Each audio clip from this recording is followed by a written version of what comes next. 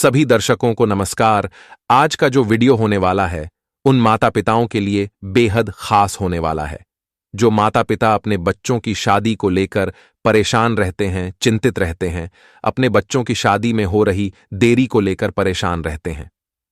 प्रिय दर्शकों, आज मैं आपको हल्दी की गांठ से किया जाने वाला एक ऐसा आसान सा सरल से उपाय बताने वाला हूं जो अपने घर में ही रह के करना है।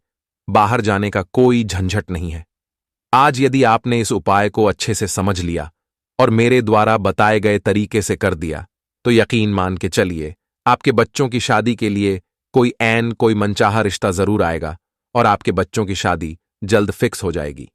ये उपाय यदि बच्चे खुद करना चाहे तो कर सकते हैं, लेकिन मुझे पता है आजकल के बच्चों के पास उपाय करने के लिए समय नहीं होता है। वो अपने काम में, अपनी एजुकेशन में बहुत ज्यादा व्यस्त रहते हैं, जिसके चलते वह उपाय नहीं कर पाते हैं। तो ऐसी सिचुएशन में माता पिता अपने बच्चों की शादी के लिए ये उपाय जरूर करें।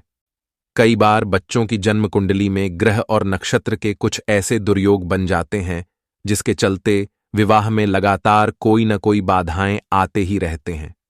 कुछ बच्चे ऐसे होते हैं जिनकी जन्म कुंडली में पितृदोष बन जाता है। कुछ बच्चे ऐसे होते हैं जिनकी जन्म कुंडली में मंगल दोष बन जाता है। कुछ बच्चे ऐसे होते हैं जिनकी जन्म कुंडली का सप्तम भाव या फिर सप्तम भाव का स्वामी पाप प्रभाव में आ जाता है। और कुछ बच्चे ऐसे भी होते हैं जिनको नजर दोष हो जाता है। यदि इनमें से कोई दोष आपके बच्चों के साथ बना हुआ है तो होगा क्या? रिश्ते आएंगे, बातें चलेगी, लेकिन कोई भी बात, कोई भी रिश्ता सफलता तक नहीं पहुंच पाएगा। बीच में ही बात रुक जाएगी और कई बार यदि रिश्ता फिक्स हो भी जाए तो अंत में जाकर के कोई न कोई ऐसी बात निकाल कर सामने आएगी जिसके चलते रिश्ता टूट जाएगा। कभी लड़के वाले माना कर देंगे तो कभी लड़की वालों की तरफ से ना हो जाएगी, या फिर आपके बच्चों के मन मुताबिक अच्छा रिश्ता नहीं मिल पाएगा और जो आपके लेवल का रिश्ता होगा वो फिक्स नहीं हो पाएगा और आपके बच्चों की उम्र लगातार निकलते जाएगी। देखने वाले आएंगे, देख कर चले जाएंगे। यदि आप इन सारी समस्याओं से जूझ रहे हैं, परेशान हैं, तो चिंता करने की आवश्यकता नहीं है। आज जो उपाय मैं आपको बताने वाला हूं, बस इसको आप अच्छे से देख लो, इसको आप अच्छे से समझ लो और जो तरीका मैं आपको बताने वाला हूं इस तरीके से इस उपाय को कर दो। तो दोस्तों, वीडियो में आगे बढ़ने से पहले आपसे निवेदन है, यदि आप चैनल पर नए हैं और अभी तक आपने इस चैनल को सब्सक्राइब नहीं किया है तो चैनल को जल्दी से सब्सक्राइब कर दें। बेल आइकॉन को भी प्रेस करके रखिए ताकि हम जब भी इस प्रकार की वीडियो अपलोड करें तो उसका जो नोटिफिकेशन है वो तुरंत आपको मिल जाए। तो अब आप ये जान लीजिए यह उपाय आपको कब करना है और कैसे करना है। यदि आप यह उपाय अपनी बेटी के लिए करने वाले हैं तो आपको गुरुवार के दिन सुबह के समय इस उपाय को करना है। यदि आप लड़की खुद हैं तो भी आपको गुरुवार के दिन सुबह के समय ही ये उपाय करना है। और यदि आप माँ हैं, आप पिता हैं, तो भी आपको ये उपाय गुरुवार के दिन यानी कि बृहस्पतिवार के दिन सुबह के समय ही करना है। और यदि ये उपाय आप अपने बेटे के लिए करने वाले हैं तो फिर ये उपाय आपको शुक्रवार के दिन सुबह के समय करना है। यदि आप लड़के खुद हैं तो भी आपन को ये उपाय शुक्रवार के दिन सुबह के समय करना है। और यदि आप माँ हैं, आप पिता हैं और अपने लड़के की जल्दी शादी के लिए ये उपाय करने वाले हैं तो शुक्रवार के दिन सुबह के समय आपको ये उपाय करना है। अब इतना तो समझ आ गया कि उपाय किस दिन करना है। अब ये उपाय करने के लिए आपके पास क्या सामग्री होनी चाहिए, अब इसको ध्यान सुन लीजिए। आपके पास हल्दी की गांठ होनी चाहिए। कितनी हल्दी की गांठ? 5 हल्दी की गांठ आपके पास होने चाहिए। और क्या चाहिए? एक पीले रंग का कपड़ा। यदि लड़के के लिए कर रहे हैं तो सफेद रंग का कपड़ा, और यदि लड़की के लिए कर रहे हैं तो पीले रंग का एक कपड़ा रुमाल के साइज का आपके पास होना चाहिए। और क्या होना चाहिए? एक रेड कलर का स्केच पेन आपके पास होना चाहिए, यानी कि लाल रंग का स्केच आपके पास होना चाहिए। और एक मौली धागा होनी चाहिए जिसको कलावा बोलते हैं, जो रक्षा सूत्र के रूप में हाथ में बांध जाता है। तो आपको समझ आ गया कि उपाय को करने के लिए क्या क्या सामग्री होने चाहिए। अब आपको सुबह जल्दी उठाना है, स्नान आदि कर लेना है, उसके बाद साफ सुथरे धुले हुए वस्त्र पहन लेने हैं। जो सामग्री मैंने आपको बताई ये सारी सामग्री लेकर के आपको अपने पूजा रूम में चले जाना है, जहां पर आप हर रोज दिया बाती करते हैं। वहां पर जाकर आपको बैठ जाना है, थोड़ा सा गंगा जल आपको लेना है और उस गंगा जल से जो भी सामग्री आपके पास है उसके ऊपर आपको छींटा देना है और उसके बाद अपने शरीर पर भी थोड़ा थोड़ा छींटा लगा देना है। यदि गंगा जल आपके घर में उपलब्ध नहीं है तो फिर शुद्ध जल से साफ सुथरा जो जल है, ताजा जल है, उस जल से आप इस सामग्री पर छींटा लगा दीजिए और अपने शरीर पर भी थोड़ा सा छींटा दे लीजिए।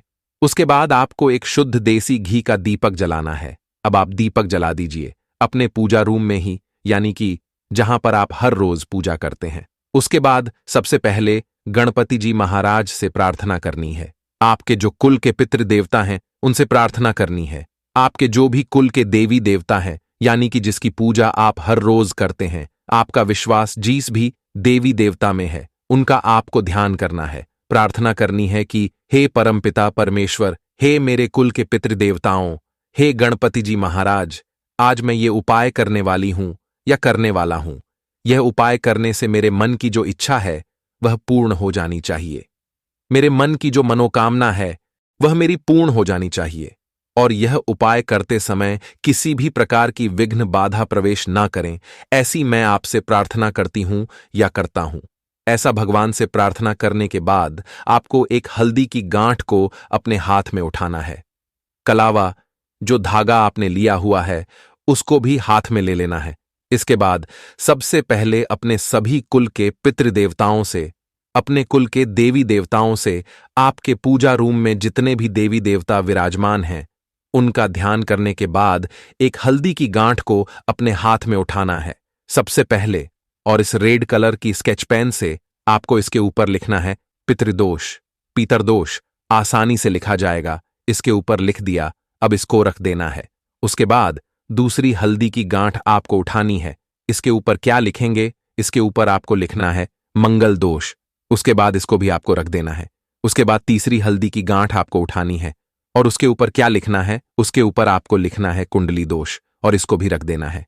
उसके बाद आपको चौथी हल्दी की गांठ उठानी है। इसके ऊपर आपको क्या लिखना है? इसके ऊपर आपको लिखना है नजर दोष। यदि किसी भी प्रकार की नजर आपको लगी हुई है, आपके बेटे या आपकी बेटी को लगी हुई है, तो ये नजर दोष इस हल्दी की गांठ पर लिखने से नजर दोष का भी निवारण हो जाएगा। उसके बाद आपको पांचवी हल्दी की गांठ उठानी है और इसके ऊपर आपको लिखना है अन्य दोष। अन्य दोष का मतलब यहां पर किसी भी प्रकार का कोई भी अन्य दोष जो रह गया है उसका भी निवारण हो जाएगा। अब दोष कई प्रकार के होते हैं, तो किसी भी प्रकार का कोई भी अन्य दोष बना हुआ है वो आपको पांचवी हल्दी के गांठ पर लिख देना है और इस रेड कलर के स्केच पेन को एक साइड में रख देना है। अब ये पांचों हल्दी के गांठ अपने हाथ में लेनी है और ये कलावा, इस कलावे की सहायता से आपको इन हल्दी की गांठों को आपस में बांध देना है। इसके बाद अब जो पीले रंग का कपड़ा है वो आपको लेना है। यदि आप लड़की के लिए कर रहे हैं तो पीले रंग का कपड़ा जो रुमाल के साइज का आपने लिया है, यह हल्दी की गांठ इस कपड़े में रखनी है और इसकी एक पोटली बनाकर के तैयार कर लेने हैं। और यदि लड़के के लिए आप कर रहे हैं तो फिर आपको पीले रंग के कपड़े की जगह सफेद रंग का कपड़ा लेना है, रुमाल के साइज का। तो इस प्रकार से ये एक पोटली तैयार हो गई। अब इस पोटली को यदि आपके बच्चे घर में है, लड़का है या फिर लड़की है, जो भी है, जिसके लिए भी आप कर रहे हैं, यदि वो घर में है तो आपको उसके माथे से एक बार इसको टच करना है। यदि घर में नहीं है बच्चे, तो फिर बच्चों का फोटो होगा तो उसी फोटो को एक बार आपको इस पोटली को टच कर लेना है।